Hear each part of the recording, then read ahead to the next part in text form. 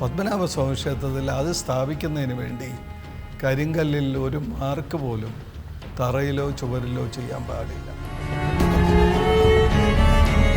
അടിസ്ഥാനരഹിതം എന്ന് ഞാൻ കരുതുന്ന ഒരു ആരോപണം. അദ്ദേഹം പാൽപ്പായസത്തിൽ നിത്യേന വരുമ്പോൾ അദ്ദേഹം പാൽപ്പായസത്തിൽ രത്നങ്ങൾ കടത്തുമായിരുന്നു.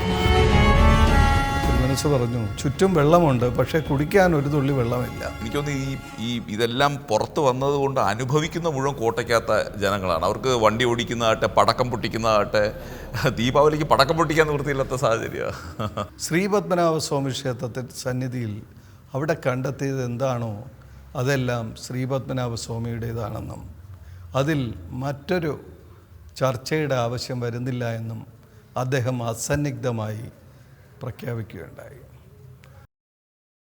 കല്ലറയ്ക്കുള്ളിലെ അമൂല്യ വസ്തുക്കളാകട്ടെ, തിരുവാഭരണങ്ങളാകട്ടെ, ഇതൊക്കെ ഇങ്ങനെ ആ ഇരുട്ടറയ്ക്കുള്ളിൽ പൂട്ടിവെച്ചാൽ മതിയോ? അതൊരു മ്യൂസിയം ഉണ്ടാക്കി പ്രദർശിപ്പിക്കണമെന്നുള്ള വാദത്തെക്കുറിച്ച് എന്താണ് സാറിന് പറയാനുള്ളത്?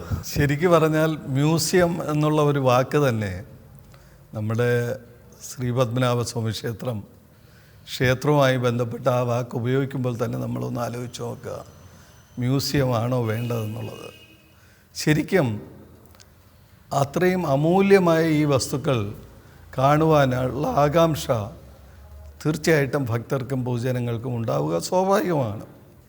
അതിനാരെയും നമുക്ക് തെറ്റു പറയാൻ പറ്റില്ല. എന്നാൽ പത്മനാഭസ്വാമി ക്ഷേത്രത്തിൻ്റെ ആചാരാനുഷ്ഠാനങ്ങളുമായിട്ട് ബന്ധപ്പെട്ട് കിടക്കുന്ന ഭഗവാന് ചാർത്തിയതും ചാർത്തേണ്ടതുമായ ആഭരണങ്ങൾ ഇതിലുള്ളപ്പോൾ വെറും ഒരു പ്രദർശന വസ്തു ആക്കാതെ ഈ ആഭരണങ്ങൾ തന്നെ ചില പ്രത്യേക ദിവസങ്ങളിൽ സെലക്റ്റീവായിട്ടുള്ള ആഭരണങ്ങൾ എടുക്കുകയും ഇത് ഭഗവാന് ശ്രീപത്മനാഭനും തിരുവമ്പാടി ശ്രീകൃഷ്ണസ്വാമിക്കും നരസിംഹമൂർത്തിക്കും ഒക്കെ ചില പ്രത്യേക ദിവസങ്ങളിൽ ചാർത്തി ഭക്തജനങ്ങൾക്ക് ദർശനം നൽകിയാൽ നന്നായിരിക്കുമെന്നുള്ള ഒരു അഭിപ്രായമാണ് എനിക്കുള്ളത്.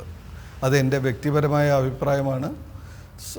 സ്വാഭാവികമായിട്ടും ഒരു ഭക്തനെന്നുള്ള നിലയ്ക്ക് ഞാൻ കാണുന്നത് അതായിരിക്കും നല്ലതെന്നായിരിക്കുന്ന എൻ്റെ ഒരു അഭിപ്രായം, എളിയ അഭിപ്രായം. എന്ന് മാത്രമല്ല, നമുക്കറിയാം ഇന്ത്യയിലെ മ്യൂസിയങ്ങളുടെ സുരക്ഷയെ സംബന്ധിച്ച് മ്യൂസിയങ്ങളെക്കുറിച്ച് വാദിക്കുന്നവർ ഒന്നുകൂടി ചിന്തിക്കുക. ഇന്ത്യയിൽ ഏറ്റവും സുരക്ഷിതമായി എന്ന് കരുതപ്പെട്ട കൽക്കട്ട മ്യൂസിയം ഉൾപ്പെടെയുള്ള മ്യൂസിയങ്ങളിൽ പോലും സുരക്ഷാ വീഴ്ചകൾ ഉണ്ടായിട്ടുണ്ട്. അവിടെ പല വിലപ്പെട്ട സാധനങ്ങളും കാണാതായിട്ടുണ്ട്. ഇപ്പോൾ പറയുന്ന ഈ താല്പര്യവും ആകാംക്ഷയുമെല്ലാം ഇത് ഒരു മ്യൂസിയം സ്ഥാപിച്ച് നിലനിർത്തിയാൽ ഇതെല്ലാം അതേപടി എന്നും പാലിക്കപ്പെടുമെന്നുള്ളതിന് എന്താണ് ഉറപ്പ്? അത് തീർച്ചയായിട്ടും നമ്മൾ 100 വട്ടം ആലോചിക്കേണ്ട ഒരു വിഷയമാണ്. അതുകൊണ്ട് തന്നെ ആ വിഷയത്തിൽ എൻ്റെ വ്യക്തിപരമായ അഭിപ്രായം നേരത്തെ സൂചിപ്പിച്ചത് തന്നെയാണ്. മാത്രമല്ല, ഈ മ്യൂസിയം ആക്കുമ്പോൾ ഉണ്ടാകുന്നൊരു പ്രശ്നം എന്ന് പറയുന്നത്, ഇപ്പം ഇതിനകത്ത് ഇപ്പോൾ 1000 ശരപ്പുളി മാല ഉണ്ടെന്ന് സങ്കല്പിക്കുക.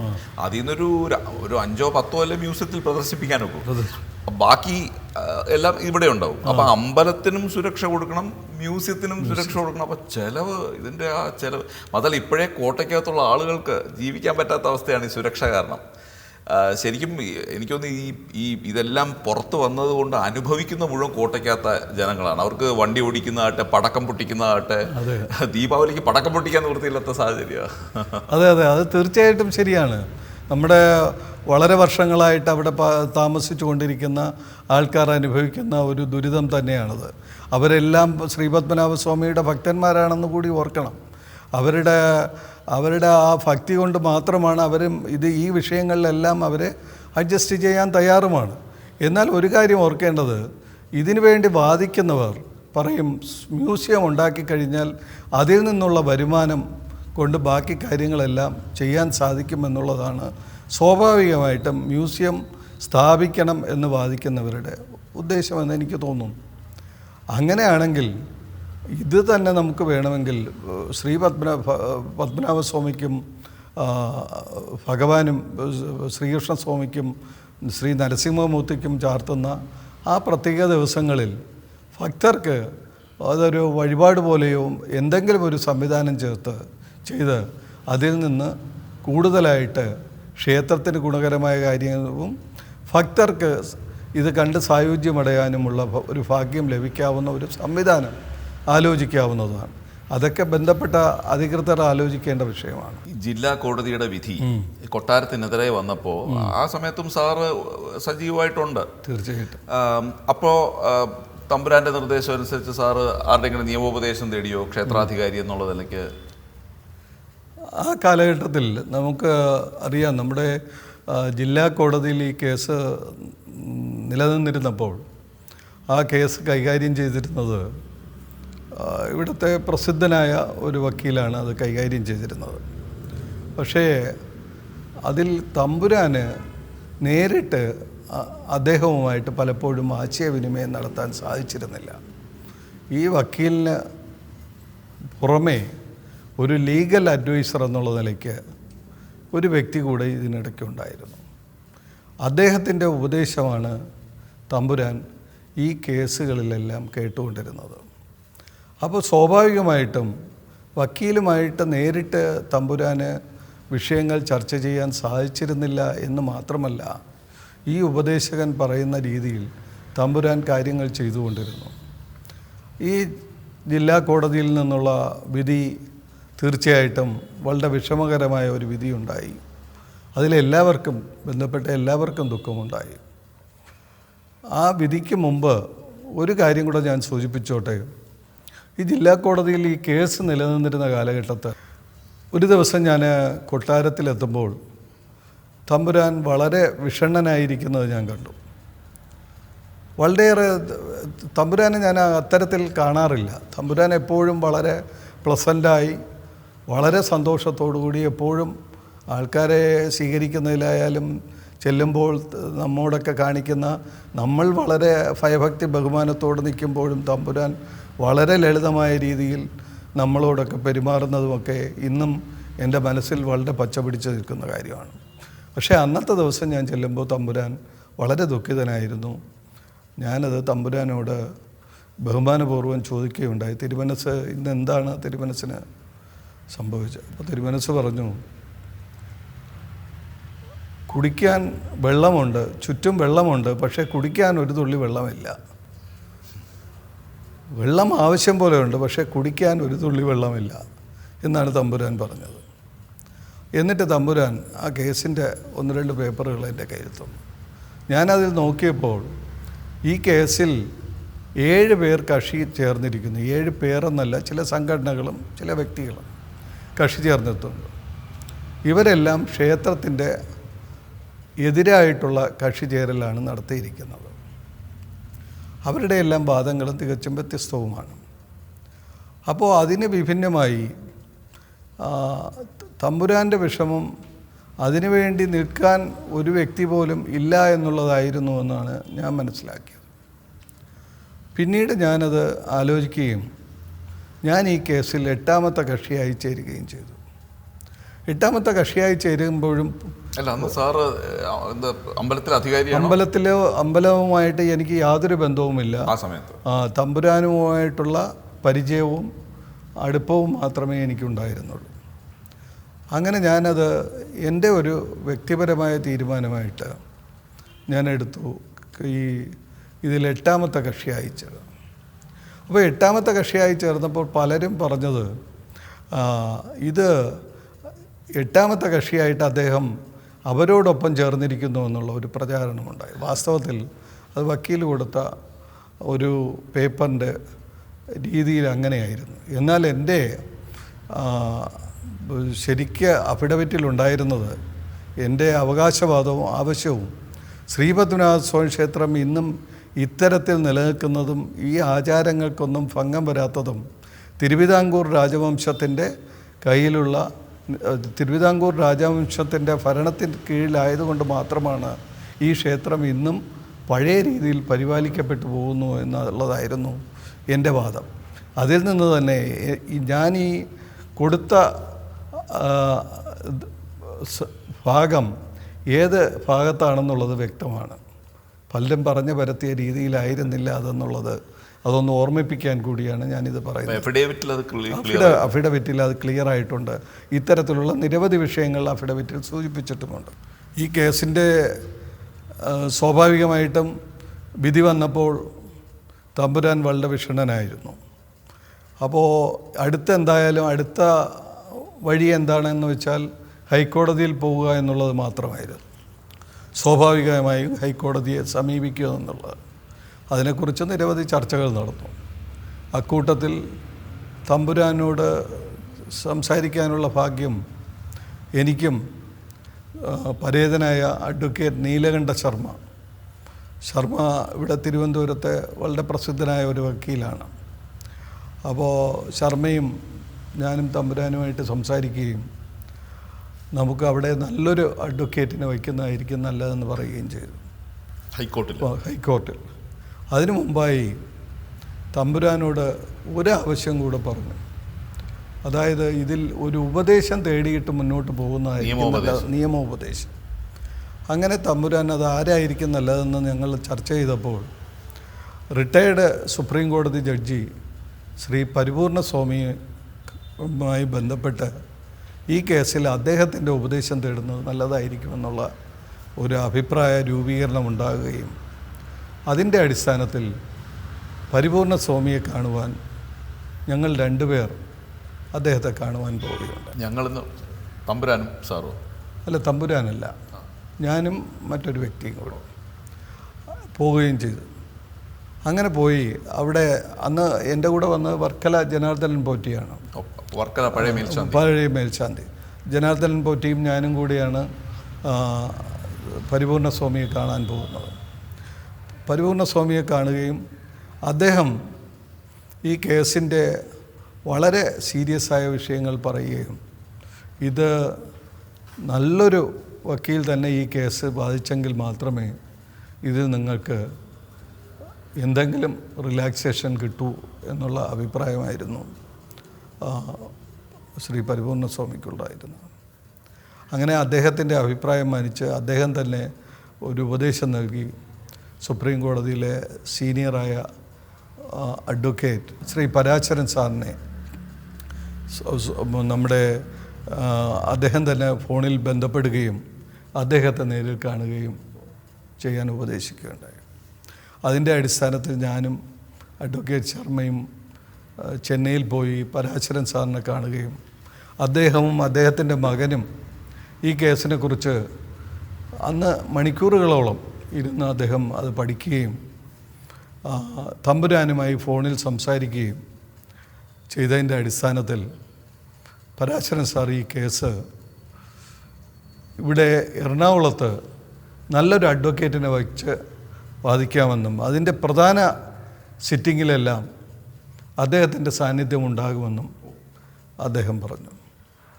അങ്ങനെ അതിൻ്റെ അടിസ്ഥാനത്തിൽ അത് ഉറപ്പാക്കുകയും തമ്പുരാനും അത് സമ്മതിക്കുകയും ചെയ്തു. അങ്ങനെ ആ കേസ് മുന്നോട്ട് പോകുമെന്ന പ്രതീക്ഷയിലായിരുന്നു ഞങ്ങളെല്ലാം. എന്നാൽ നിർഭാഗ്യകരമെന്ന് പറയട്ടെ, പിന്നീട് സംഭവിച്ചത് തമ്പുരാനെ മറ്റാരൊക്കെയോ ഉപദേശിച്ച് ഈ തീരുമാനത്തിൽ നിന്ന് മാറുകയും മറ്റൊരു വക്കീലിന് ഈ കേസ് നൽകുകയും ചെയ്തു.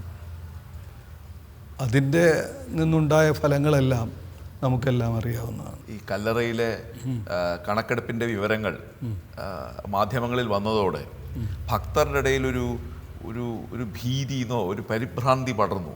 അതായത് ഇതിനെ നിധി എന്നാണ് പത്രങ്ങളൊക്കെ വിശേഷിപ്പിച്ചിരുന്നത്. അപ്പോൾ ട്രഷർ ട്രോവ് ആക്ടിൻ്റെ പരിധിയിൽ പെടുത്തി ഇത് മുഴുവൻ ഒരുപക്ഷെ സർക്കാർ പിടിച്ചെടുത്തേക്കും എന്നൊരു തോന്നൽ അല്ലെങ്കിൽ ഒരു ഭീതി ആളുകളുടെ ഇടയിലുണ്ടായിരുന്നു. സാർ ഓർക്കുന്നുണ്ടോ? തീർച്ചയായിട്ടും അത്തരത്തിലൊരു ഭീതി ഭക്തജനങ്ങൾക്കും പൊതുവിൽ ഉള്ള ആൾക്കാരുടെ ഇടയിലെല്ലാം അങ്ങനെ ഒരു ആശങ്ക ഉണ്ടായി. എന്ന് മാത്രമല്ല, അന്ന് മാധ്യമങ്ങളിലെല്ലാം കൂടുതൽ സജീവമായ ചർച്ചകൾ ഈ വിഷയത്തിൽ ഉണ്ടാവുകയും ചെയ്തു. സജീവ ചർച്ചകളിലെല്ലാം കൂടുതലും ചില രാഷ്ട്രീയ കക്ഷികളുടെ ഭാഗമായിട്ട് നിന്നവരെല്ലാം ഇതിനെ പൊതുസ്വത്തായി കണ്ട് പൊതു ഉപയോഗത്തിന് വേണ്ടി വിനിയോഗിക്കണമെന്നുള്ള അഭിപ്രായങ്ങൾ ഉരുത്തിരിഞ്ഞു വരുന്ന ഒരു സന്ദർഭത്തിൽ തീർച്ചയായിട്ടും ഓർമ്മിക്കുന്ന ഒരു വ്യക്തിത്വം ബഹുമാനപ്പെട്ട മുൻ മുഖ്യമന്ത്രി ശ്രീ ഉമ്മൻചാണ്ടി സാറിനെയാണ്. അന്ന് മുഖ്യമന്ത്രിയായിരുന്നത് ശ്രീ ഉമ്മൻചാണ്ടി സാറാണ്. സാർ ആ കാര്യത്തിൽ അസന്നിഗ്ധമായ ഒരു അഭിപ്രായം പറഞ്ഞു. ആ അഭിപ്രായം ശ്രീപത്മനാഭസ്വാമി ക്ഷേത്രത്തിൽ സന്നിധിയിൽ അവിടെ കണ്ടെത്തിയത് എന്താണോ അതെല്ലാം ശ്രീപത്മനാഭസ്വാമിയുടേതാണെന്നും അതിൽ മറ്റൊരു ചർച്ചയുടെ ആവശ്യം വരുന്നില്ല എന്നും അദ്ദേഹം അസന്നിഗ്ധമായി പ്രഖ്യാപിക്കുകയുണ്ടായി. തീർച്ചയായിട്ടും അത് ഭക്തജനങ്ങൾക്കെല്ലാം വളരെ വളരെ വളരെ ആശ്വാസകരമായ ഒരു തീരുമാനമായിരുന്നു. ഒരു കാര്യം കൂടെ സൂചിപ്പിക്കട്ടെ, ശ്രീ ഉമ്മൻചാണ്ടി സാറിനെ കുറിച്ച് സൂചിപ്പിക്കുമ്പോൾ രാഷ്ട്രീയത്തിനെല്ലാം അതീതമായി അദ്ദേഹം ഈ ക്ഷേത്രത്തിൻ്റെ വിഷയങ്ങളുമായി ബന്ധപ്പെട്ട്, കേസ് മാത്രമല്ല ക്ഷേത്രത്തിൻ്റെ ആവശ്യവുമായി ബന്ധപ്പെട്ട ഏത് വിഷയത്തിലും തമ്പുരാൻ്റെ പ്രതിനിധി എന്നുള്ള നിലയ്ക്ക് ഞാൻ അദ്ദേഹത്തെ കാണാൻ ചെല്ലുമ്പോൾ അദ്ദേഹം നൽകുന്ന സ്നേഹവായ്പകൾ മാത്രമല്ല, അദ്ദേഹം ആ വിഷയത്തിലെടുക്കുന്ന പരിഗണന, ആ വിഷയത്തിലെടുക്കുന്ന തീരുമാനം എപ്പോഴും സ്മരിക്കപ്പെടേണ്ടത് തന്നെയാണ്. അദ്ദേഹത്തെ പോലൊരു മുഖ്യമന്ത്രി ആ കാലഘട്ടത്തിൽ ഉണ്ടായിരുന്നത് കൊണ്ടായിരിക്കാം ശ്രീപത്മനാഭസ്വാമി ക്ഷേത്രത്തിന് കൂടുതൽ ബുദ്ധിമുട്ടുകൾ ഉണ്ടാകാതെ അതിനെ അതിജീവിക്കാൻ കഴിഞ്ഞതെന്ന് ഞാൻ വിശ്വസിക്കുന്നു. കൂടാതെ അദ്ദേഹം ഈ ക്ഷേത്രത്തിന് സുരക്ഷ ഏർപ്പാടാക്കുന്ന വിഷയത്തിലും വളരെ അനുകൂലമായിട്ടുള്ളൊരു തീരുമാനം എടുത്തതെന്ന് തീർച്ചയായിട്ടും അന്നത്തെ ചർച്ചകളിലെല്ലാം ഭാരിച്ച ഈ ഇത്രയും സ്വത്തുക്കൾ കണ്ടെത്തി കഴിഞ്ഞപ്പോൾ ഇതിൻ്റെ സുരക്ഷ ഒരു വലിയ ചോദ്യചിഹ്നമായിരുന്നു. അങ്ങനെ അതിന് വളരെയേറെ ശക്തമായ ഒരു സുരക്ഷ വേണമെന്നുള്ളത് എല്ലാവർക്കും ബോധ്യമുള്ള കാര്യമാണ്.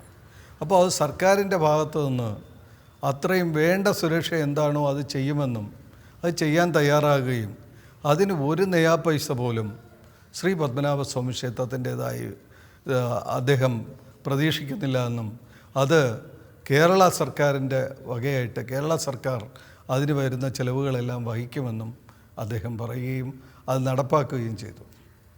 അത്ര ഭീമമായിട്ടുള്ളൊരു സംഖ്യ കൊടുക്കാൻ ക്ഷേത്രത്തിനും അന്നത്തെ അവസ്ഥയിൽ ക്ഷേത്രത്തിന് അത്രയും ഭീമമായ സംഖ്യ തീർച്ചയായിട്ടും കൊടുക്കാൻ കഴിയുന്ന ഒരവസ്ഥയിലല്ല. കാരണം ഞാനിത് ഒന്നുകൂടി ഓർമ്മിപ്പിക്കാം. 2007 കാലഘട്ടത്തിലെല്ലാം ശ്രീപത്മനാഭസ്വാമി ക്ഷേത്രത്തിൻ്റെ സാമ്പത്തിക സ്ഥിതി വളരെ ദുർബലമായിരുന്നു. എന്തിനേറെ പറയുന്നു, ജീവനക്കാർക്ക് ശമ്പളം കൊടുക്കാൻ പോലും ഫണ്ടിൻ്റെ അപര്യാപ്തത ഉണ്ടായിരുന്നു. പലപ്പോഴും ജീവനക്കാർ എന്നോട് തന്നെ പലരും പറഞ്ഞിട്ടുണ്ട്, കോയിനുകൾ കിഴിയായിട്ട് കെട്ടി ശമ്പളം വാങ്ങിപ്പോയിരുന്ന ഒരു അവസ്ഥ ഉണ്ടായിരുന്നു എന്ന് പറഞ്ഞ് ജീവനക്കാരുണ്ടായിരുന്നു. അങ്ങനെ അവർക്ക് യഥാസമയം ശമ്പളം കൊടുക്കാതിരിക്കുന്നത് ശരിയല്ല എന്നും അതിൽ പരം വിഷമം ഉണ്ടാക്കുന്ന കാര്യമില്ല എന്നും തമ്പുരാൻ പറഞ്ഞു. ഒരിക്കലും അവരുടെ പത്മനാഭസ്വാമിയെ സേവിക്കുന്ന ആൾക്കാർക്ക് ഒരു വിഷമം ഉണ്ടാകരുതെന്ന് തമ്പുരാൻ ആഗ്രഹിച്ചിരുന്നു. അതിൻ്റെ അടിസ്ഥാനത്തിൽ തമ്പുരാൻ സ്വന്തം അക്കൗണ്ടിൽ നിന്നും അതിന് വേണ്ട ഏകദേശം എനിക്ക് തോന്നുന്നു അന്ന് തന്നെ 20-25 ലക്ഷം രൂപ അന്ന് തമ്പുരാൻ നൽകുകയുണ്ടായി. പലപ്പോഴും തമ്പുരാൻ തെറ്റിദ്ധരിക്കപ്പെട്ടിട്ടുള്ളത് അത് ജീവനക്കാരും അത് മറ്റു പലരും എല്ലാവരും എന്ന് പറയുന്നില്ല ചിലരെങ്കിലും ധരിച്ചിട്ടുള്ളത് ജീവനക്കാരുടെ ക്ഷേമത്തിൽ താല്പര്യമില്ല എന്നുള്ളതാണ്. വാസ്തവത്തിൽ യാഥാർത്ഥ്യം മറ്റൊന്നാണ്. ഞാനിത് അതുമായിട്ട് ബന്ധപ്പെട്ട് പ്രവർത്തിക്കാൻ കഴിഞ്ഞതുകൊണ്ട് എനിക്ക് വളരെ അടുത്തറിയാവുന്ന കാര്യം, ശമ്പള പരിഷ്കരണം ഉൾപ്പെടെയുള്ള വിഷയങ്ങളിൽ തമ്പുരാൻ വളരെ ശ്രദ്ധാലുവായിരുന്നു. ഒരു ദിവസം പോലും അവർക്ക് ശമ്പള പരിഷ്കരണ കാര്യത്തിൽ, പ്രത്യേകിച്ച് ഞാനിരിക്കുന്ന സന്ദർഭങ്ങളിൽ എനിക്ക് വളരെയേറെ അറിയാം, അതെല്ലാം കൃത്യമായി നടക്കണമെന്നും ജീവനക്കാർക്ക് ഒരിക്കലും ഒരു വിഷമം ഉണ്ടാകരുതെന്നും തമ്പുരാൻ അതിലേറെ താല്പര്യമുണ്ടായിരുന്നു. അത് നിർബന്ധമായിട്ട് തമ്പുരാൻ പാലിക്കുകയും ചെയ്തു. ഉത്രാടം തിരുനാൾ മഹാരാജാവിനെ എങ്ങനെയാണ് സാർ ഓർക്കുന്നത്? തീർച്ചയായിട്ടും എൻ്റെ ജീവിതത്തിൽ എന്നെ സംബന്ധിച്ച് പറയുകയാണെങ്കിൽ സാറിൻ്റെ പൂജാമുറി ഞാൻ കണ്ടിട്ടുണ്ട്. അപ്പോൾ ആ പൂജാമുറിയിൽ സാറിന് ഉത്രാടം തിരുനാൾ തിരുമനസ്സുകൊണ്ട് വിഷുവിന് നൽകിയ കൈനീട്ടം ഇപ്പോഴും സൂക്ഷിച്ചു വെച്ചിട്ടുണ്ട്. ആ നാണയങ്ങളൊക്കെ ഇപ്പോഴും സൂക്ഷിച്ചു വെച്ചിട്ടുണ്ട്. ശരിക്കും തമ്പുരാനെ ഓർക്കുമ്പോൾ ഒരു പിതൃതുല്യമായ ഒരു വാത്സല്യം, ഒരു സ്നേഹം അന്നും ഇന്നും എൻ്റെ മനസ്സിലുണ്ട്. കാരണം തമ്പുരാൻ വളരെയേറെ വിശ്വസിച്ചിരുന്നത്, അല്ലെങ്കിൽ തമ്പുരാൻ്റെ ജീവിതത്തിൻ്റെ ഒരു ഭാഗമായിരുന്നത് എപ്പോഴും ശ്രീപത്മനാഭസ്വാമി തന്നെയായിരുന്നു. തമ്പുരാൻ പലപ്പോഴും തമ്പുരാൻ ഇതിനപ്പുറം വേറൊരു വിഷയമില്ല. എന്ത് വിഷയവും ഏറ്റവും വലുത് ആദ്യത്തെ വിഷയം ശ്രീപത്മനാഭസ്വാമി. അത് കഴിഞ്ഞ് മാത്രമേ തമ്പുരാൻ മറ്റൊരു വിഷയത്തെക്കുറിച്ച് ചിന്തിക്കാറുള്ളൂ. ശരിക്കും തമ്പുരാനെ എനിക്ക് പലപ്പോഴും അതിശയം തോന്നിയിട്ടുള്ളത്, തമ്പുരാൻ്റെ അന്നത്തെ പ്രായവും ആരോഗ്യാവസ്ഥയിൽ പോലും ക്ഷേത്ര ഉത്സവങ്ങളിലെല്ലാം തമ്പുരാൻ രാവിലത്തെ എഴുന്നള്ളത്ത്, അതിരാവിലെ കുളിക്കുന്നു, തമ്പുരാൻ എഴുന്നള്ളത്തിന് വരുന്നു. അത് കഴിഞ്ഞ് വൈകിട്ട് ശിവേലിയുണ്ട്, 4:30 മണിക്കുള്ള ശിവേലിക്ക് അതിനു മുമ്പ് കുളിച്ച് ശുദ്ധമായി വരുന്നു. അത് കഴിഞ്ഞ് പോയിട്ട് വീണ്ടും രാത്രിയുള്ള 8:30 മണിക്കുള്ള ശിവേലി, അതിനും വീണ്ടും കുളിച്ച് ശുദ്ധമായി വീണ്ടും വരുന്നു. ഇതിനിടയ്ക്ക് തമ്പുരാൻ ശരിക്കും പറഞ്ഞാൽ വിശ്രമം എന്ന് പറയുന്നത് തമ്പുരാന് വളരെ കുറവാണ്. അദ്ദേഹത്തിന് ഏതാണ്ട് 90 വയസ്സൊക്കെ. അതെ അതെ അതെ. ആ പ്രായത്തിലും തമ്പുരാൻ ശരിക്കും തമ്പുരാൻ്റെ ഭക്തി അത്രത്തോളം അളവില്ലാത്തതാണെന്നുള്ളത് തമ്പുരാനുമായിട്ട് അടുത്തറിഞ്ഞ ഒരാളെന്നുള്ളതിലേക്ക് എനിക്കത് ഒരുപാട് കാര്യങ്ങൾ അനുഭവപ്പെട്ടിട്ടുണ്ട്.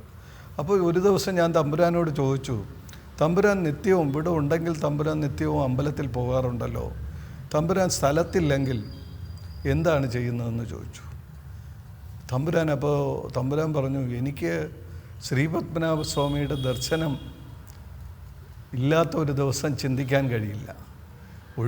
യാത്ര ഒഴിവാക്കാൻ കഴിയാത്ത സന്ദർഭങ്ങളിൽ യാത്ര ചെയ്യാറുണ്ട്.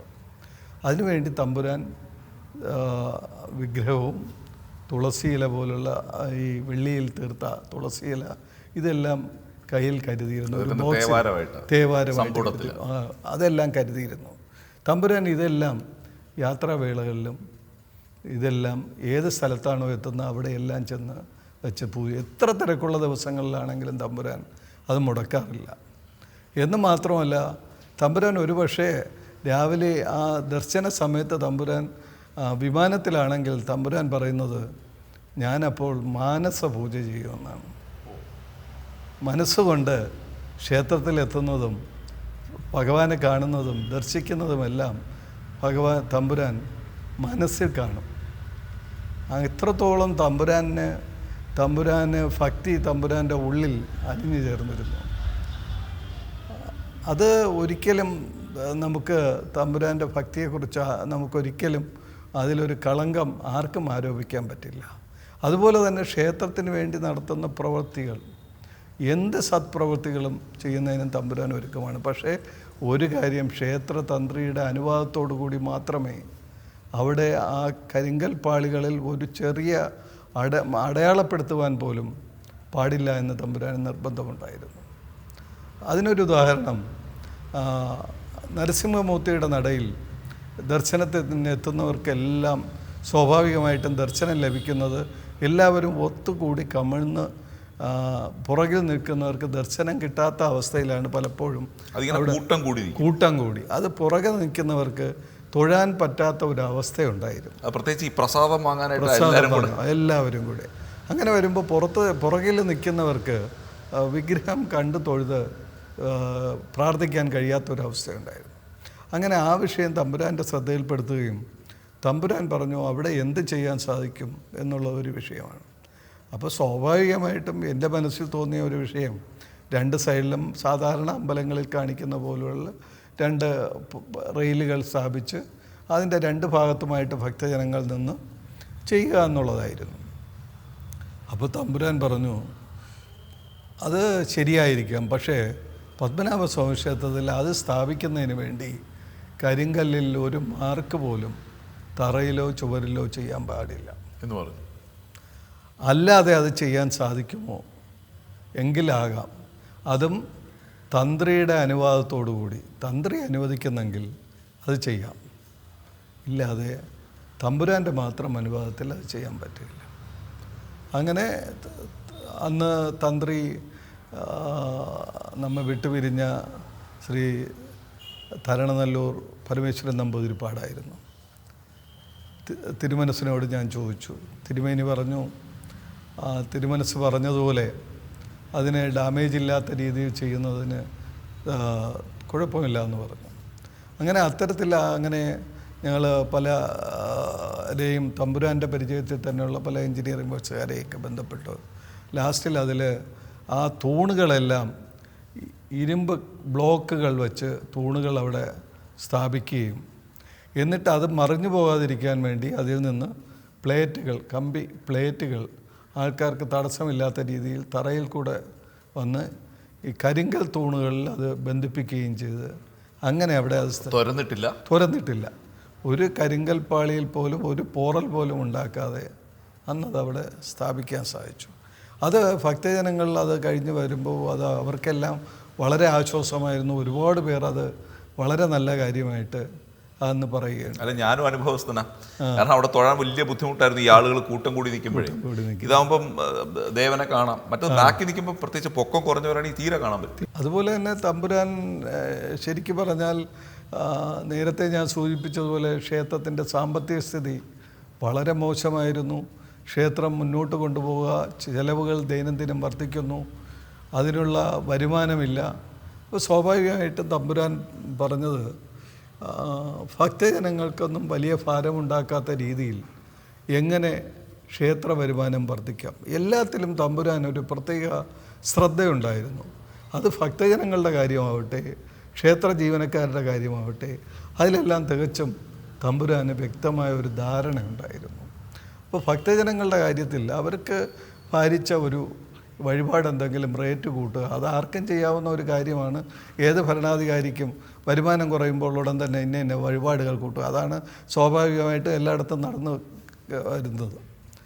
അപ്പോൾ അതിന് ഞാനപ്പോൾ നമ്മുടെ തന്ത്രിയുമായിട്ടും നമ്മുടെ മുൻ ശ്രീകാര്യക്കാർ ഒരു രാമമൂർത്തി ഉണ്ടായിരുന്നു. രാമമൂർത്തി അദ്ദേഹത്തിന് ഈ കാര്യങ്ങളെക്കുറിച്ച് നല്ല അറിവുള്ള മനുഷ്യനായിരുന്നു. അദ്ദേഹവുമായിട്ട് ആലോചിച്ച് പല കാര്യങ്ങളും നമ്മുടെ പത്മനാഭസ്വാമി ക്ഷേത്രത്തിൻ്റെ ഓരോ ഉത്സവം 6 മാസത്തിൽ ഒരുക്കുന്ന ഉത്സവം വരുമ്പോൾ നമുക്ക് ചിലവ് അധികരിക്കുകയും ബാധ്യത കൂടുകയും ചെയ്യുന്നു. അപ്പോൾ അതൊന്നും ഒരു ചിലവ് വരാത്ത രീതിയിൽ നമ്മൾ എന്ത് ചെയ്തു എന്ന് വെച്ചാൽ അതെല്ലാം ശീവേലികളെല്ലാം വഴിപാടാക്കാം എന്നുള്ളത് അതുവരെ വഴിപാടായിരുന്നില്ല. ഭക്തജനങ്ങൾക്ക് വഴിപാടായി സമർപ്പിക്കാം എന്ന് പറയുകയും അങ്ങനെ അത്തരത്തിൽ വഴിപാട് ചീട്ടാക്കുകയും അങ്ങനെ ക്ഷേത്രോത്സവങ്ങൾ നമുക്ക് ഒരു ചിലവിൻ്റെ അധിക ചിലവ് വരാത്ത രീതിയിൽ കൈകാര്യം ചെയ്യുവാൻ സാധിച്ചു. എന്ന് മാത്രമല്ല, ക്ഷേത്രത്തിലെ അന്ന് വരെ ഉണ്ടായിരുന്ന അരവണ, അപ്പം, ഇങ്ങനെ ഇതൊക്കെ ചെയ്യുന്ന കാര്യങ്ങളിൽ അതെല്ലാം ശാസ്ത്രീയമായ രീതിയിൽ തന്നെ ചെയ്യുകയും അതെല്ലാം കണ്ടെയ്നറുകളിൽ പാക്ക് ചെയ്ത് സീൽ ചെയ്ത് നൽകുവാനും അത്തരത്തിലുള്ള നിരവധി കാര്യങ്ങൾ, അത് പറഞ്ഞാൽ ഒരുപക്ഷേ ഒരു ദിവസം കൊണ്ട് തീരില്ല. തമ്പുരാൻ്റെ കാലഘട്ടത്തിൽ ചെയ്ത ഒരുപാട് കാര്യങ്ങളുണ്ട്. അതൊക്കെ ഓർമ്മിച്ച് വരുമ്പോൾ നിരവധി കാര്യങ്ങൾ. അങ്ങനെ ഒരുപക്ഷേ നമ്മൾ ഞങ്ങളുടെ ഈ സുപ്രീം കോടതി വിധി വന്നത് മാറുമ്പോഴേക്കും നല്ലൊരു തുക നീക്കിയിരിപ്പായിട്ട് ക്ഷേത്രത്തിന് ഉണ്ടാകുകയും ചെയ്തു. ആ ബാധ്യതയിൽ നിന്ന് മാറി നല്ലൊരു തുക ക്ഷേത്രത്തിന് നീക്കിയിരിപ്പുണ്ടാക്കുവാനും തമ്പുരാൻ്റെ ആ കാലഘട്ടത്തിൽ സാധിച്ചു എന്നുള്ളത് വളരെ ഭാഗ്യമാണ്. ഒരിക്കലും തമ്പുരാനെ നമുക്ക് ശ്രീപത്മനാഭസ്വാമിയുമായി ചേർത്തല്ലാതെ നമുക്ക് സങ്കല്പിക്കുവാനും കഴിയില്ല. മഹാരാജാവിനെതിരെ ഉയർന്ന വളരെ ഗൗരവമേറിയ ഒരു ആരോപണം, അടിസ്ഥാനരഹിതം എന്ന് ഞാൻ കരുതുന്ന ഒരു ആരോപണം, അദ്ദേഹം പാൽപ്പായസത്തിൽ നിത്യേന വരുമ്പോൾ അദ്ദേഹം പാൽപ്പായസത്തിൽ രത്നങ്ങൾ കടത്തുമായിരുന്നു. വളരെ രസകരമായ ചോദ്യമാണ്. അന്ന് ഏറെ ചർച്ച ചെയ്യപ്പെട്ട വിഷയവുമാണ്. ഒരുപാട് സാധാരണക്കാരായ ഭക്തർക്കും ജനങ്ങൾക്കും സ്വാഭാവികമായിട്ടും അതിൽ സംശയത്തിൻ്റെ ലേശമെങ്കിലും ഉണ്ടാകാൻ സാധ്യതയുള്ള ഒരു വിഷയവുമാണ്. ഞാൻ ഒരു കാര്യം ആദ്യമേ തുറന്നു പറയട്ടെ. ശ്രീപത്മനാഭസ്വാമി ക്ഷേത്രത്തിൽ പാൽപ്പായസം നിവേദിക്കുന്നത് തമ്പുരാൻ്റെ എഴുന്നള്ളത്ത് കഴിഞ്ഞിട്ടാണ്. തമ്പുരാൻ്റെ എഴുന്നള്ളത്ത് രാവിലെ 7:30 മണിക്കാണെങ്കിൽ 7 മണി കഴിഞ്ഞ് 8:30 മണിയോടുകൂടിയാണ്, 8:15 മണിയോടുകൂടിയാണ് പാൽപ്പായസം മണ്ഡപത്തിലേക്ക് എടുക്കുന്നത്. അതുവരെ ആ പാൽപ്പായസത്തിൽ നിന്ന് ഒരു തുള്ളി പോലും പുറത്താർക്കും പകർന്ന് നൽകാറില്ല. അതൊരു ആചാരത്തിൻ്റെ ഭാഗമാണ്. അതെല്ലാ ഭക്തജനങ്ങൾക്കും അറിയാവുന്ന കാര്യമാണ്. രണ്ടാമത്തെ കാര്യം, തമ്പുരാൻ ക്ഷേത്രത്തിൽ നിന്ന് പോകുമ്പോൾ ഒരു വസ്തുവും തമ്പുരാൻ കൂടെ കൊണ്ടുപോകുന്നില്ല. തമ്പുരാൻ പാൽപ്പായസം വഴിപാടായിട്ട് ചെയ്യുന്നെങ്കിൽ തമ്പുരാൻ അത് വഴിപാടായിട്ട് നേരത്തെ തന്നെ ക്ഷേത്രത്തിൽ വിളിച്ചു പറയുകയും അതിൻ്റെ ഫണ്ട് ക്ഷേത്രത്തിൽ എത്തിക്കുകയും ചെയ്യും. എല്ലാ മാസവും അതിനൊരു ചെക്ക്, എത്ര വഴിപാടാണോ തമ്പുരാൻ ചെയ്യുന്നത് അതിന് 1 രൂപ പോലും കുറവില്ലാതെ അതിനുള്ള തുക ക്ഷേത്രത്തിലേക്ക് അടയ്ക്കുകയും ചെയ്യുമായിരുന്നു. ഫ്രീ ആയിട്ട്, സൗജന്യമായിട്ട് ഒരു വസ്തുവും തമ്പുരാൻ. എന്ന് മാത്രമല്ല, അങ്ങനെ പോകുന്ന തമ്പുരാൻ എങ്ങനെയാണ് ഒരു തൂക്കുപാത്രത്തിലോ അല്ലെങ്കിൽ മറ്റേതെങ്കിലും പാത്രത്തിലോ തമ്പുരാൻ ആവശ്യമുണ്ടെങ്കിൽ വിളിച്ചു പറഞ്ഞാൽ കൊട്ടാരത്തിൽ എത്തിക്കാൻ ആളും സൗകര്യവും ഉള്ളപ്പോൾ അതിൻ്റെയൊക്കെ ആവശ്യം തമ്പുരാനില്ല. എന്ന് മാത്രമല്ല, തമ്പുരാൻ്റെ എഴുന്നള്ളത്ത് കഴിഞ്ഞ് പോകാൻ സമയത്ത് തമ്പുരാൻ കാറിൽ കയറുന്നതിന് മുമ്പ് 2 കാലും തമ്മിൽ തട്ടി മണൽ പോലും, കാലിൽ പറ്റിയിരിക്കുന്ന മണൽ പോലും ക്ഷേത്രത്തിൽ ഇട്ടിട്ടാണ് തമ്പുരാൻ കാറിൽ കയറുന്നത്. ഇതെല്ലാം നേരിട്ട് അറിവുള്ള ഒരു വ്യക്തി എന്നുള്ള നിലയ്ക്ക് ഞാൻ പറയുകയാണ്. രണ്ടാമത്, ഹൈക്കോടതിയുടെ വിധി വന്നപ്പോൾ തമ്പുരാൻ നേരത്തെ ഞാൻ പറഞ്ഞു, തമ്പുരാൻ ദുഃഖിതനായിരിക്കുന്ന ഒരു ദിവസം വളരെ കണ്ടത് ഒന്ന് ജില്ലാ കോടതിയിൽ കേസ് നടക്കുമ്പോൾ. രണ്ടാമത് തമ്പുരാനെ വളരെയേറെ ദുഃഖിതനായി കണ്ട മറ്റൊരു ദിവസം ഹൈക്കോടതിയുടെ വിധി തന്ന ദിവസമായിരുന്നു. വളരെയേറെ വിഷണ്ണനായി കണ്ടു തമ്പുരാൻ. അത് കോടതിയുടെ വിധി ഇങ്ങനെ ഇത്തരത്തിലാകുമെന്ന് പ്രതീക്ഷിച്ചില്ല എന്ന് മാത്രമല്ല, തമ്പുരാൻ അന്ന് ആ കേസ് ആദ്യം ഉദ്ദേശിച്ച് കൊണ്ടുപോകാൻ ആഗ്രഹിച്ചിരുന്ന രീതിയിൽ നിന്ന് വ്യത്യസ്തമായി തമ്പുരാനെ തെറ്റിദ്ധരിപ്പിച്ച് മറ്റ് പലരുടെയും രീതിയിൽ ആ കേസ് കൈകാര്യം ചെയ്തതിലുണ്ടായ വിഷയത്തിലുണ്ടായ ദുഃഖവും തമ്പുരാനുണ്ടായിരുന്നു. അത് തമ്പുരാൻ വളരെ ദുഃഖിതനായിരുന്നു. അന്ന് തന്നെ നിങ്ങൾക്കെല്ലാം അറിയാം, മാധ്യമങ്ങൾ പലരും ഈ വിഷയത്തിൽ തമ്പുരാനോട് പ്രതികരണം ചോദിച്ചപ്പോൾ തമ്പുരാൻ 2 കൈയിലെയും 2 വിരലുകൾ കൊണ്ട് ഇങ്ങനെ കാണിക്കുക മാത്രമാണ് ചെയ്തത്. തമ്പുരാൻ ഒരക്ഷരം അക്കാര്യത്തിൽ ഉരിയാടിയിരുന്നില്ല. അതിൽ നിന്ന് തന്നെ തമ്പുരാൻ്റെ മനസ്സിലുണ്ടായ വിഷമം എത്രമാത്രമുണ്ടെന്ന് നമുക്ക് മനസ്സിലാക്കാവുന്നതേ ഉള്ളൂ. വളരെ ഷോർട്ട് നോട്ടീസിലാണ് ഞാൻ സാറിനെ ഈ ഇൻ്റർവ്യൂവിലേക്ക് ക്ഷണിക്കുന്നത്. പക്ഷേ സാറ് വളരെ സന്തോഷത്തോടെ അത് സമ്മതിക്കുകയൊക്കെ ചെയ്തു. അപ്പോൾ ഇത്രയും സമയം കല്ലറകളെക്കുറിച്ചാകട്ടെ മറ്റാരും പറയാത്ത പല കാര്യങ്ങളും സാറ് നമ്മളോട് പങ്കുവയ്ക്കുകയുണ്ടായി. വളരെ വളരെ നന്ദി.